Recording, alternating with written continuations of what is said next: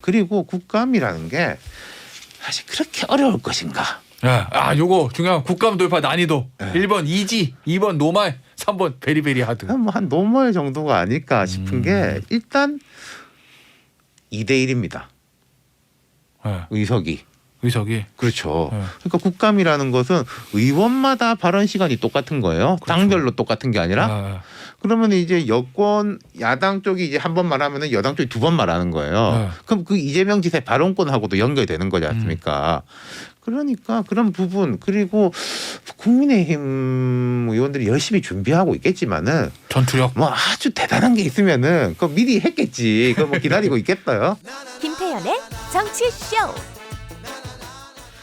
오늘 이제 첫 번째 소식은 뉴스라 아이템이구나. 첫 번째 나눠볼 주제는 이거예요. 제가 일주일 내내 똑같은 거 붙고 있거든요. 내일도 붙고 모레도 붙을 겁니다. 두 분도 많이 들으셨을 거예요. 네. 일요일에 있었던 경선 결과 뭐 이재명 후보가 이기는 거는 이기는 건데 마지막 3차 국민 경선 결과가 28%? 28대 그렇죠. 62? 네. 확 밀린 거. 이건 과연 뭘 의미하는가? 요거 제가 꼭 좀 듣고 싶어서 두 분께. 먼저 윤 실장부터. 그럼 일단 전제를 할게요. 전제. 이게 해석하기가 되게 어렵습니다. 왜냐하면은 일반 여론조사를 보면 우리가 뭐 연령별, 지역별, 그리고 이 사람이 이제 뭐 진보, 중도, 뭐 성향, 어느 당 지지자인지 이런 것들이 쭉 나오잖아요. 그럼 이게 어디서 올라가고 어디가 빠졌구나라는 게 나오는데 이 62대 28이 나온 국민선거인다는 그런 게 전혀 없어요. 그렇죠. 뭐 가지고 있는 정보라고는 이게 9월 1일부터 14일 사이에 모집된 사람들이다. 네. 그리고 이분들이 10월 6, 7, 8일에 투표를 했다. 뭐 그 정도. 그리고 구성은 민주당 일반 당원, 권리 당원이 아닌 일반 당원과 일반 유권자. 그러니까 네. 아무나 등록을 하면 네. 할 수 있는 거죠. 지역, 나이, 성별 다 안 나오는 거구나. 그렇죠. 그거밖에 없는 건데 이제 9월 1일에서 14일이라는 시점은 추석 전이고 충청권에서 이재명 후보가 생각보다 많이 이낙연 후보를 앞섰던 시점인 거죠. 그리고 호남 경선을 앞두고 있었던 시점. 그리고 이런 게 있는 게 그 선거인단 모집을 3번을 했어요. 1차, 네. 2차, 3차. 1차가 이제 7월 달인데 그때는 뭐 이 진영 저 진영 할 거 없이 총력을 동원해 가지고 다 모았다. 그렇다면 이제 우리가 그 선거 때 사전 투표하면은 이제 첫날 가고 싶은 분들 있잖아요. 문 열자마자 맞아. 나 누구 찍으러 가야지라고 하는 분들이 이제 주로 1차고 네. 한 3차는 5쯤 이제 한번 가볼까 뭐라고 하는 분들이다. 그러니까 뭐랄까 당성이라든지 이런 건 조금 떨어질 것이다. 일반 여론에 조금 가까울 것이다인데 그럼에도 불구하고 62대 28은 조금 설명이 안 되는 숫자 아니냐. 그래서 이제 뭐 역선택론도 나오고 그러는데 저는 사실 역선택이라는 말을 별로 좋아하진 않아요. 이런 건 있을 수 있어요. 선호 투표가 아니라 네거티브 투표라는 건 있을 수 있습니다. 내가 누가 좋아가지고 찍는 거 말고 이 사람 싫어가지고 떨어뜨리고 싶다. 그걸 뭐 굳이 역선택이라고 할 필요는 없는 거죠. 다 똑같은 표심이니까. 그렇다면 뭐 대장동권이 그래도 영향을 미치지 않았겠나 싶어요. 정확하게 분석을 다 해주셔가지고 드릴 말씀이 별로 없는데 저는 일반 국민들의 생각과 판단과 비슷한 수치가 나오지 않았느냐라는 생각이 듭니다. 대장동권이 컸다고 생각이 들고요. 9월 29일 날 이재명 지사의 측근인 유동규 씨가 구속됐어요. 그 이후에 계속 이재명 지사랑 유동규 씨는 어떤 관계, 위험해, 그다음에 이낙연 후보 측에서는 구속당할 가능성도 있어. 그리고 문재인 대통령께서는 엄중하게 이 사건을 지켜보고 있다라는 것들이 민주당을 지지하는 층에는 상당히 위기감, 불안감을 불러일으켰다. 그것이 이번 투표 결과로 나왔지 않았느냐라는 생각이 들고요. 최근에 나온 2건의 여론조사를 보면 이 사건 국정조사 해야 되느냐, 뭐 말아야 되느냐라고 했을 때 국정조사 해야 된다라는 게 거의 60% 내외가 나왔고 아니야 이재명 지사 의혹 없어라고 한 게 28% 내외가 나왔어요. 그래서 이 수치에 맞게 나온 것이 아니냐라고 추측해 봅니다. 이게 일요일 날 발표된 수치니까 월화 어제 그제 뭐 오늘까지 돌리는 여론조사도 있을 거 아니에요. 네. 이 수치를 보고 이제 유권자들 또 전화 오면은 대답하는 여론조사. 그게 이제 오늘 이번 주말이나 다음 주에 어떻게 숫자가 나오느냐 이것도 중요하겠네요. 제가 오늘 뭐 여론조사 하나 보고 왔는데 이게 아직 보도가 됐는지 안 됐는지 모르겠는데 한결 있었지? 아니요 뭐 다른 데가 있는데 이제 큰 변화는 없는데 이런 건 있어요. 지금 이재명 후보가 좀 올라가야 될 때란 말이에요. 컨벤션 효과를 통해 가지고 사실은 네. 그리고 이제 우리가 일반적으로 후보가 결정되면 막 축제 분위기고 원팀하고 뭐 누구를 영입했다, 뭐 확장한다, 뭐 이런 식의 막 업되는 잔치집이면 그게 좀 올라가야 정상인 거예요. 근데 그러지는 못하고 있는 것 같아요. 확 빠지지도 않았긴 하던데. 알겠습니다. 오늘의 메인 이벤트 청와대 문재인 대통령의 발언에 대한 해석입니다. 철저하고 신속하게 수사하라라는 거. 네. 이거 과연 무슨 의미인지 우리가 좀 해석을 해봐야 될 것 같은데요. 정치쇼 셀럽들 어떻게 생각하고 있는지 그 목소리부터 좀 듣고 올게요. 안녕하십니까, 문재인입니다. 제가 오늘은 입장을 밝힐 것이 있습니다. 국민들이 혼란스러워하는 대장동 사건에 대해 검찰과 경찰은 적극 협력해 신속하고 철저한 수사로 실체적 진실을 조속히 규명하는 데 총력을 기울여 주시기 바랍니다. 이상입니다. 안녕하세요, 송세벽입니다. 민주당 경선이 끝나자마자 막 청와대가 입장을 냈네요. 그동안은 엄중히 지켜보고 있습니다. 라고만 하시더니 이재명 후보한테는 타이밍이 좋은 거예요, 나쁜 거예요? 저 말은 청와대가 누구 편 들어준 건가? 누구 편 들어준 거예요? 그러면 이재명, 이낙연 누구예요? 의혹 앞에 네 편 내 편이 어디 있겠습니까? 안녕하십니까, 이낙연입니다. 여의도 타짜도분 무효표는 제가 억울한 일 맞지 않습니까? 저는 이제 어떻게 해야 됩니까? 고견을 여쭙는 바입니다. 안녕하십니까, 송강호입니다. 자자자자, 그건 매일 오는 정치권 일타 강사들이 아니다 이 말이야.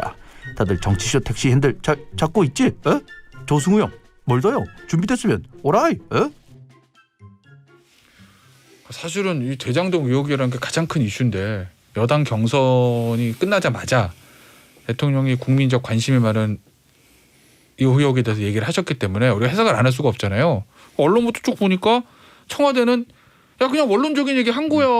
지금 뭐 의혹이 있으니까 요 얘기고 이재명 후보 측은 야 이거 수사 빨리 마무리하라는 뜻이다. 뭐 이렇게 해석하고 이낙연 전 대표 측은 뭔 소리냐. 철저하게 수사해가지고 이거를 이재명 지사의 어떤 의혹을 밝혀라. 이런 내용이다. 라고 얘기하고 국민의힘은 특검 안 하겠다는 거냐 뭐 이럽니다. 해석을 해봐야죠. 어떻게 해석하세요 두 분은? 장성철 저는 교수부터. 세 가지로 해석하는 부분을 그냥 애청자분들께 말씀드릴게요. 네. 첫 번째는 굳이 안 해도 될 네. 말을 하신 거는 이재명 지사가 좀 위험하다. 이재명 지사에게 좀 타격을 주려고 한 것이 아니냐라는 추측을 할 수밖에 없어요. 추측이신 거죠? 어쨌든. 네. 그러니까 원론적으로 보면 이거는 안 하고 그냥 넘어갈 수가 있어요. 왜냐하면 민주당의 대선 후보로 뽑힌 그 다음 날, 그 다음 날이죠. 이틀 후니까 굳이 이거를 언급하셨다.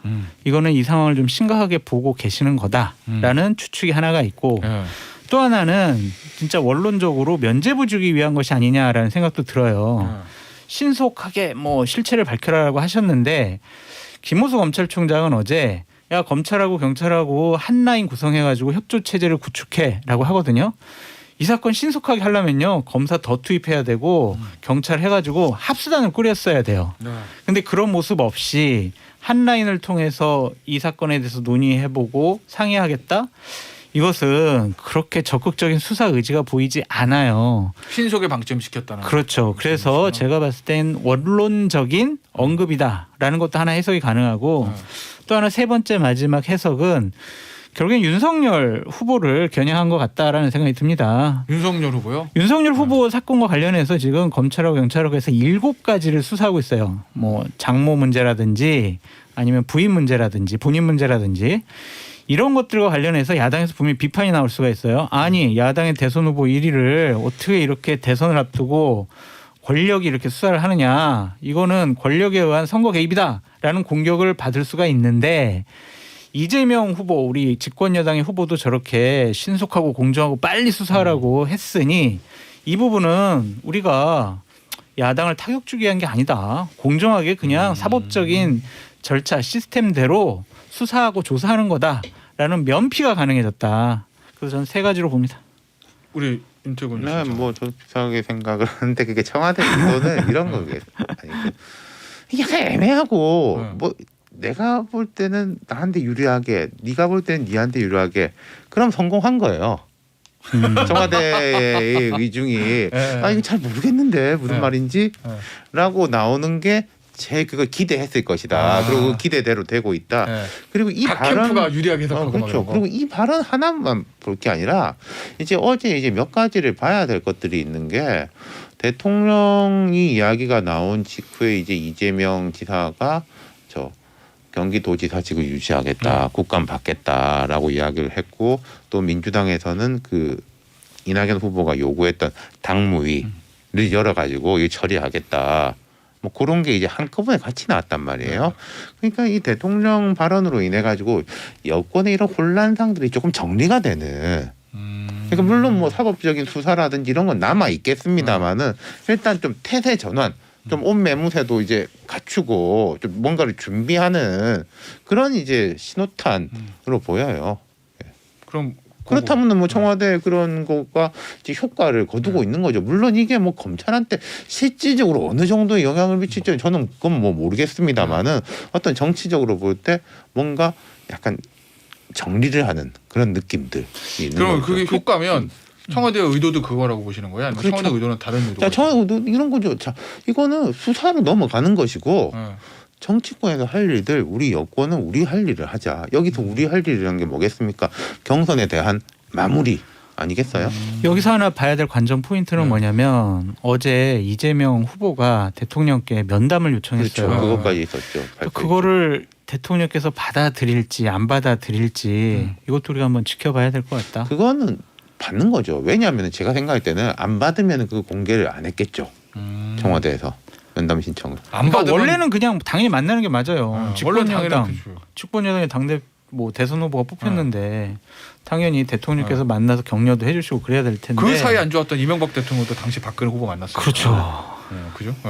만약에 안 만나면 그게 더 뉴스겠구나. 아, 그럼요. 안 만나면 정말 여당 그건 후보를 안 만나 대통령. 아니 근데 이제 또 만나면 아니 지금 대장동 사건 때문에 이재명 지사 공정하고 객관적으로 수사받아야 되는데 대통령께서 만난다라는 것은 이것도 이재명 지사 보호하는 거 아니야라고 야당에서는 또 정치적인 공격할 수 있는 안건이 하나 마련됐다. 또 야당 후보도 만나달라고 요청하세요.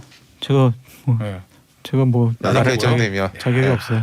야당 후보 네 사람 중에 누가 될지는 모르겠으나 선출된 사람이 문재인 대통령이나 청와대에서 만나면 그림이 어우야 재밌겠죠. 알겠습니다. 저기 저 윤태곤 실장이 네. 잠깐 언급을 했었는데 이재명 후보가 네. 이제 지사 자격을 가지고 국감을 참석해서 이제 대장동 국감 받겠다는 그렇죠. 거잖아요. 네네. 두 번인데 다음 주에 네. 월요일 수요일인가요? 네. 그 정명승부하겠다는 건가요? 그렇죠. 그리고 이게 뭐 의외다 이러는데 저는 그걸 잘 모르겠는 게 이재명 후보가 일관되게 경기도지사직을 올해 유지하겠다. 뭐 네. 둘 중에 하나를 고른다면은 뭐 경기도지사다 뭐 이런 말까지 했어요. 근데 이제 엊그저께부터 뭐 당 쪽에서 뭐 강하게 요청했다. 뭐 어떻게 뭐 지사직 버릴 듯 뭐 그렇게 국감 나왔죠, 안에 기사는. 이런 거는 이재명 지사 발언이 아니었어요. 바깥의 송영길 대표 이야기였던 것이고 그러니까 이재명 지사 입장에서는 그럼에도 불구하고 이재명은 정면 돌파를 선택했다. 이게 저 국감에서 물론 좀 뭐 머리가 아프겠지만은 비교를 해볼 때 정면 돌파 쪽이 더 낫다. 그리고 국감이라는 게 사실 그렇게 어려울 것인가? 요거 중요한 국감 돌파 난이도 1번 이지, 2번 노말, 3번 베리베리 하드. 한 노멀 정도가 아닐까 싶은 게 일단 2대1입니다. 의석이. 그렇죠. 네. 그러니까 국감이라는 것은 의원마다 발언 시간이 똑같은 거예요. 당별로 똑같은 게 아니라. 그러면 이제 여권 야당 쪽이 이제 한 번 말하면은 여당 쪽이 두 번 말하는 거예요. 그럼 그 이재명 지사의 발언권하고도 연결되는 거지 않습니까?